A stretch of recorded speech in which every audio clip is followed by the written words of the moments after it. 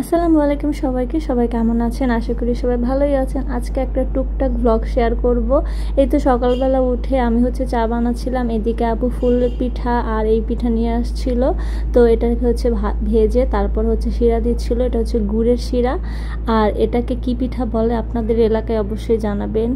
আর এদিকে বাহিরে বাতাস হচ্ছিল আর আমি গাছগুলো দেখতেছিলাম। বাতাস কিন্তু খুবই ভালোই লাগতেছিল। আর হ্যাঁ, বিকালবেলা কিন্তু অনেক মেঘ হয়ে গেছে, মানে চারপাশটা অনেক অন্ধকার হয়ে গেছিল সেদিন।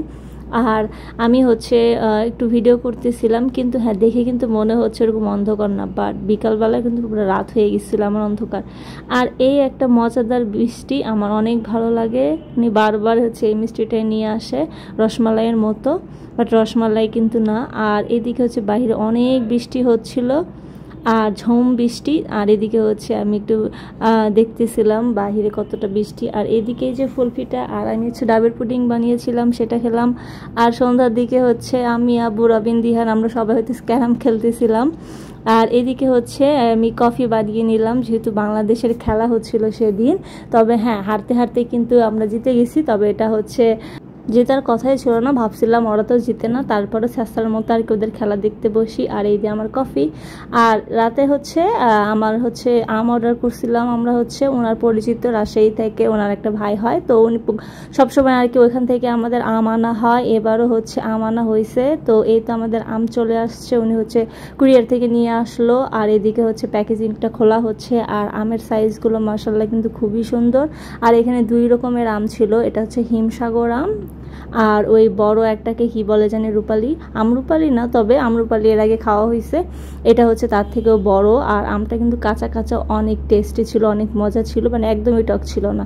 আর এটা হিমসাগর আম আমার সবসময়ই ভালো লাগে। তো এর আগে যতগুলো আম খেয়েছি, প্রায় 4-5 রকমের আম খেয়েছি মানে এই সামারে, বাট একটা আমও ভালো লাগে নাই। তাই বলতেছিলাম তাড়াতাড়ি অর্ডার দাও, এই তো আমাদের আম চলে আসছে।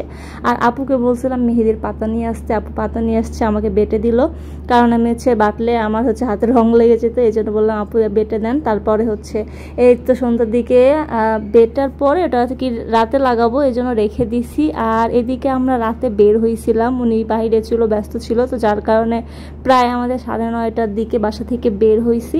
আর এদিকে টুকটাক আর কি দেখতেছিলাম কি কি নেওয়া যায়। আর এদিকে সে ট্রায়াল দিতে যায় আমার হ্যাঙ্গার ভেবে, যে আমার কাঁধে গেঞ্জি রেখে গেছে। তো যাই হোক, এদিকে ঘোরাঘুরি করে আমি বাসায় আসি। বাসায় আসার পরে প্রায় রাত 1টা বাজে। তখন আমি মেহেদি লাগাই। আর আমি তো ডান হাতে লাগাইছি, বাম হাতে লাগাইছি, ডান হাতে উনি দিয়ে দিছে। তবে মেহেদি কিন্তু অনেকটা রং চলে গেছে, কারণ অনেকক্ষণ ধরে বাইরে রাখা ছিল। যদি সাথে সাথে বেটে দিতাম তাহলে অনেক ভালো কালার আসতো। আর এই তো এদিকে আমার মেহেদি